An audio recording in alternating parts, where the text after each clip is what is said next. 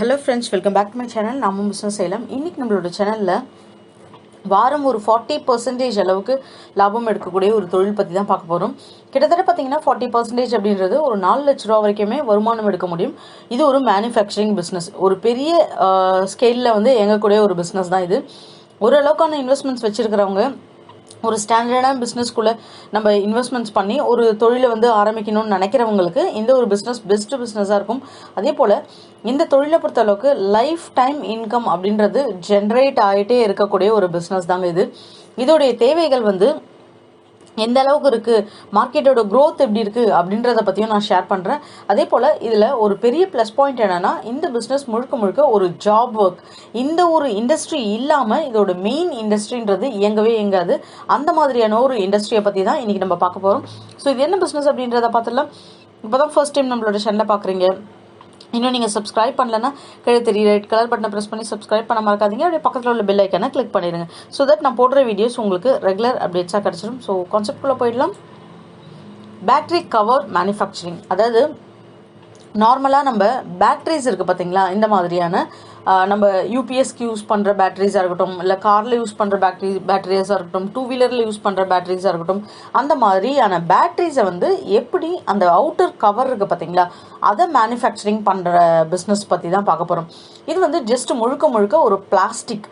So வெளியே இருக்கிற outer cover box வந்து ஒரு பிளாஸ்டிக்கால் மேக் பண்ணக்கூடியது தான். அதுக்குன்னு சொல்லிட்டு உங்களுக்கு வந்து சாக்கெட்ஸ் வச்சுருப்பாங்க.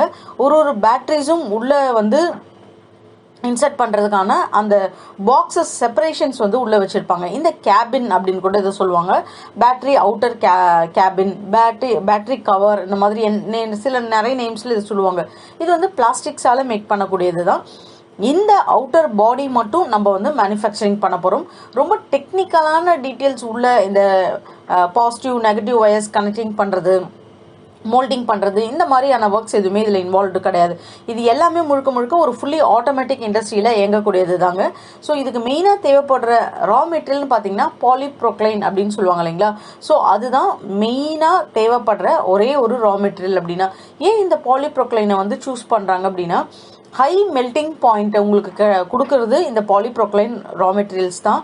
அதே போல் ஆட்டோமொபைல் பேட்டரி கேசிங் மட்டும் இல்லாமல் எல்லா டைப்ஸ் ஆஃப் ஆட்டோமொபைல் இண்டஸ்ட்ரியில் ஒரு பிளாஸ்டிக்ஸ் யூஸ் பண்ணுறாங்க, ஒரு மோல்டிங் யூஸ் பண்ணுறாங்க அப்படின்னா இந்த பாலிப்ரோக்ளைனை தான் வந்து யூஸ் பண்ணுவாங்களே. ஸோ இந்த ஒரு பிஸ்னஸை பொறுத்த அளவுக்கு பாலிப்ரோக்ளைன் இல்லாமல் நிறைய நம்ம வந்து பிளாஸ்டிக் ப்ராடக்ட்ஸ் பண்ண முடியாது.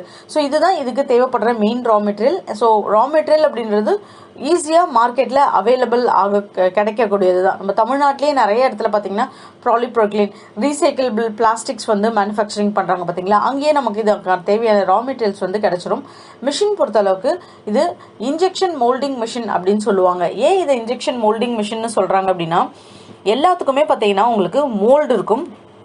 ஜஸ்ட் உங்களுடைய ரா மெட்டீரியலை இதில் ஃபீட் பண்ணிவிட்டு எந்த மோல்டிங்க்கு எவ்வளோ டெம்பரேச்சரில் நம்ம செட் பண்ணணும், எந்த ஷேப்ஸில் எப்படி நமக்கு வந்து டெலிவரி அவுட்புட் வரணும் அப்படின்றத நம்ம ஃபிக்ஸ் பண்ணிட்டாலே போதும். மற்ற எல்லா ஒர்க்குமே வந்து மிஷினே பார்த்துக்கும். ஃபுல்லி ஆட்டோமேட்டிக் மிஷின்ஸுங்க இது. இந்த ஒரு மிஷினை பொறுத்தளவுக்கு ஜஸ்ட் பேட்டரியோட அந்த கவர் மட்டும்தான் மேனுஃபேக்சரிங் பண்ண முடியும்னு இல்லை. இதில் எவ்வளோ டைப் இருக்குது பாருங்கள். இதில் இருக்கிற எல்லா டைப் ஆஃப் உங்களுக்கு பிளாஸ்டிக்ஸில் மேக் பண்ணக்கூடிய மோல்டு வந்து அந்த மிஷினில் மேக் பண்ண முடியும். ஈவன் பிளாஸ்டிக் குடம், பிளாஸ்டிக் பக்கெட்ஸ்லாம் வருது பார்த்தீங்களா, அதெல்லாம் கூட இன்ஜெக்ஷன் மோல்டிங்லேயே பண்ண முடியும்.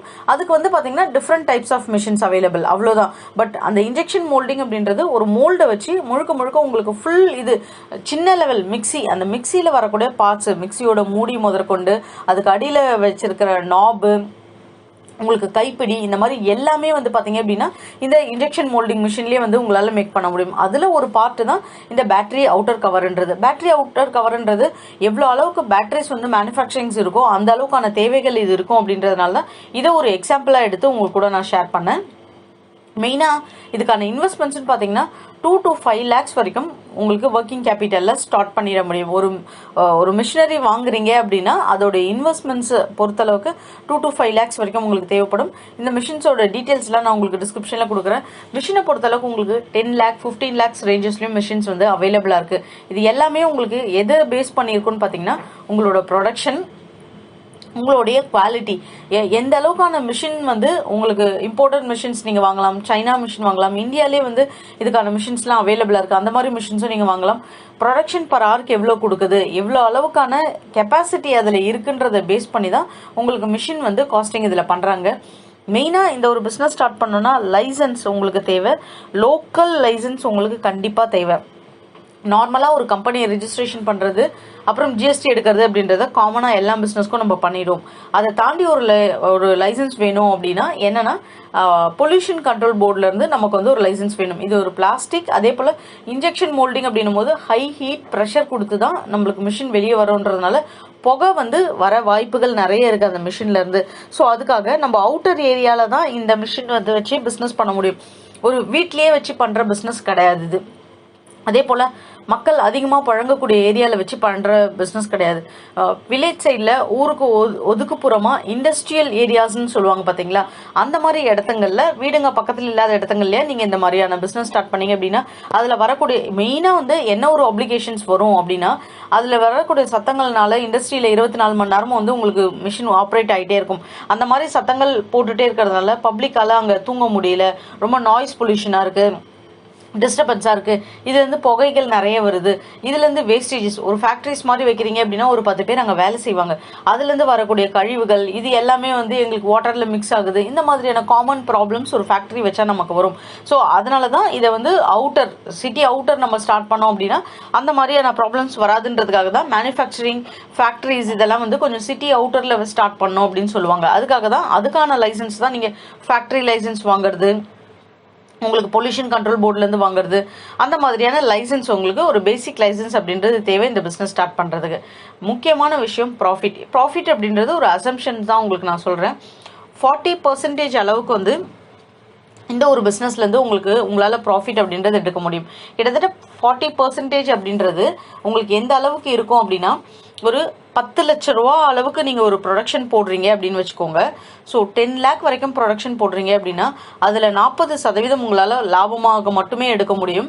வீக்லி சப்ளையே உங்களுக்கு அவ்வளோ இருக்கும். ஏன்னா ஒரு நாளைக்கு லட்சக்கணக்குக்கு மேலேயே வந்து பேட்டரிஸ் வந்து மேனுஃபேக்சரிங் பண்ணுறாங்க. ஸோ அந்த பேட்டரி மேனுஃபேக்சரிங் பண்ணும்போது அதுக்கு பேனல் அப்படின்றது ரொம்ப அவசியம். ஒரே இண்டஸ்ட்ரியாக இது எல்லாமே ஒரே இடத்துல பண்ண மாட்டாங்க, டிஃப்ரெண்ட். இப்போது பேட்டரி அசம்பிளே பார்த்தீங்க அப்படின்னா அதில் வரக்கூடிய காப்பர் ஒயர் அது தனியாக வேறு இடத்துல பண்ணுவாங்க, அதில் வரக்கூடிய பிளாஸ்டிக் ஒயர்ஸ் அது தனியாக வேறு இடத்துல பண்ணுவாங்க. ஸோ எல்லாமே தனித்தனியாக பண்ணி ஒரு இடத்துல அசம்பிளிங் அப்படின்றது நடக்கும். இது ஃபுல் யூனிட்டாக வச்சு பண்ணுறவங்க ரொம்ப ரேராக தான் இருப்பாங்க. ஒரு பேஸ்லேருந்து என் ப்ராடக்ட் வரைக்கும் பண்ணோம் அப்படின்னா அந்த அவ்வளோ 2 கோடி ரூபா 3 கோடி ரூபா இன்வெஸ்ட்மெண்ட்ஸ் வச்சு தான் ஒரு யூனிட்டே பேட்டரி மேக்கிங் ஒரு யூனிட்டே ஸ்டார்ட் பண்ண முடியும். அப்படி இல்லாமல் சின்ன மேனுஃபேக்சர்ஸாக ஒரு 10 லட்ச ரூபா 20 லட்ச ரூபா போட்டு அந்த பேட்டரி அசம்பிள் யூனிட் மட்டும் ஸ்டார்ட் பண்ணோன்னா ஒரு 10 லட்ச ரூபாவில் நம்மளால ஸ்டார்ட் பண்ணிட முடியும். பேட்டரி அவுட்டர் கவர் மட்டும் ஸ்டார்ட் பண்ணோன்னா ஒரு 5 லட்ச ரூபாவில் ஸ்டார்ட் பண்ண முடியும். இப்படி தனித்தனியாக உங்களுக்கு ஜாப் ஒர்க் பண்ணுறவங்களை ஒன்னா கூடி ஒருத்தவங்க அசம்பிள் பண்ணுவாங்க. இப்படி தான் இந்த யூனிட் வந்து இயங்கும். ஸோ அந்த மாதிரி நம்ம சப்ளை பண்ணுறோம் ஒரு ஜாப் ஒர்க்கு அப்படின்னா 4 லட்ச ரூபா வரைக்குமே ப்ராஃபிட் அப்படின்றத ஏர்ன் பண்ண முடியுங்க. மார்க்கெட் க்ரோத் பொறுத்தளவுக்கு இந்த பிஸ்னஸில் குளோபல் பேட்டரி மார்க்கெட் சைஸ் பார்த்தீங்க அப்படின்னா கிட்டத்தட்ட $104 பில்லியன் US டாலர்ஸ் வந்து 2022 இதோட மார்க்கெட் அனலைஸ் பண்ணியிருக்காங்க. ஸோ அந்த அளவுக்கு வந்து ஒரு வாஸ்ட்டாக உங்களுக்கு வளர்ந்துட்டு வரக்கூடிய ஒரு இண்டஸ்ட்ரி அப்படின்னே நம்ம சொல்லலாம். இந்த ஒரு இண்டஸ்ட்ரியை மெயினாக வந்து பார்த்தீங்க அப்படின்னா நம்ம யூஸ்வலாக சொல்லுவோம் ஒரு மார்க்கெட் க்ரோத் ஒரு பிஸ்னஸ் ஸ்டார்ட் பண்ணுறோன்னா இதெல்லாம் ஓடவே ஓடாது பிஸ்னஸ்ன்னு தெரியும், இந்த பொருளை போய் வாங்கி வச்சிருக்கீங்க நஷ்டமா அப்படின்னு சொல்லுவாங்க. அதனால தான் மார்க்கெட் க்ரோத் அப்படின்றது ஒரு சில மேனுஃபேக்சரிங் பிஸ்னஸில் நான் உங்களுக்கு ஷேர் பண்ணுவேன். அப்போது இதோட வர்த்து இவ்வளோ இருக்குது அப்படின்னா கண்டிப்பாக இந்த பிஸ்னஸ் செஞ்சோம் அப்படின்னா அதுக்கு வேல்யூ அப்படின்றது நமக்கு இருக்கும். மார்க்கெட்டிங்கை பொறுத்தளவுக்கு முழுக்க ஜாப் ஒர்க் மூலயமாவே உங்களால் செய்ய முடியும் இந்த பிஸ்னஸ் நீங்கள் பண்ணுறதுக்கு. இது வந்து பேட்டரி அவுட்டர் கவர் அப்படின்றது ஒரு பேட்டரி மேனுஃபேக்சரிங் பண்ணுறவங்களுக்காக மட்டும்தான் இது வந்து தேவைப்படும். ஸோ அவங்க கூட டைப் வச்சுட்டு நம்ம இந்த பிஸ்னஸ் பண்ணலாம். ஸோ அதை மட்டுமே நம்பி இருக்க வேண்டாம் அப்படின்றதுக்காக தான் வேறு என்னென்ன மாதிரியான ஐட்டங்கள் உங்களால் வந்து மேனுஃபேக்சரிங் பண்ண முடியுன்றது சொல்கிறேன். ஒரு மிக்சியோட மூடியோ இல்லை அந்த மிக்சியோட நாபோ இதெல்லாம் நார்மல் பப்ளிக் கன்சியூமர் கூட்ஸாகவே தேவைப்படுது.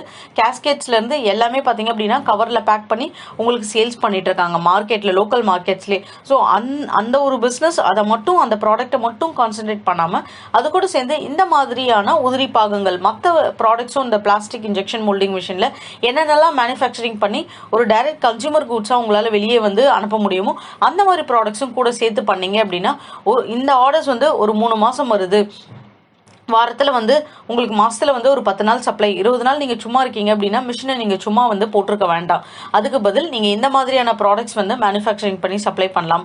அதே போல் உங்களுக்கு மிஷினரி லோன்ஸ் எல்லாம் நிறைய அவைலபிளாக இருக்குது. ஃபர்ஸ்ட் டைம் ஆண்டர்பிரனர் அந்த மாதிரியான நிறைய ஸ்கீம்ஸ் எல்லாம் வந்து கவர்மெண்ட் சைடில் இருக்குது. ஒரு மேனுஃபேக்சரிங் பிஸ்னஸ் ஸ்டார்ட் பண்ணுறீங்க அப்படின்னா ஸோ அந்த மாதிரி ஒரு மேனுஃபேக்சரிங் பிஸ்னஸ் ஸ்டார்ட் பண்ணிங்கன்னா லோன்ஸும் பிஸ்னஸ் லோன்ஸ் அப் பண்ணலாம். நம்மளோட சேனலில் நிறைய வீடியோவில் பிஸ்னஸ் லோன்ஸ் எப்படி எடுக்கிறது அப்படின்றதையும் நான் ஷேர் பண்ணியிருப்பேன். கண்டிப்பாக இந்த வீடியோ உங்களுக்கு ஹெல்ப்ஃபுல்லாக இருக்கும் நினைக்கிறேன். ஹெல்ப்ஃபுல்லாக இருந்தால் நம்ம சேனலை சப்போர்ட் பண்ணுங்கள், சப்ஸ்கிரைப் பண்ணுங்கள். இது ஒரு புது டைப் ஆஃப் பிஸ்னஸ். கண்டிப்பாக உங்கள் ஃப்ரெண்ட்ஸ் கூட ஷேர் பண்ணாது மறக்காதீங்க. தேங்க்யூ.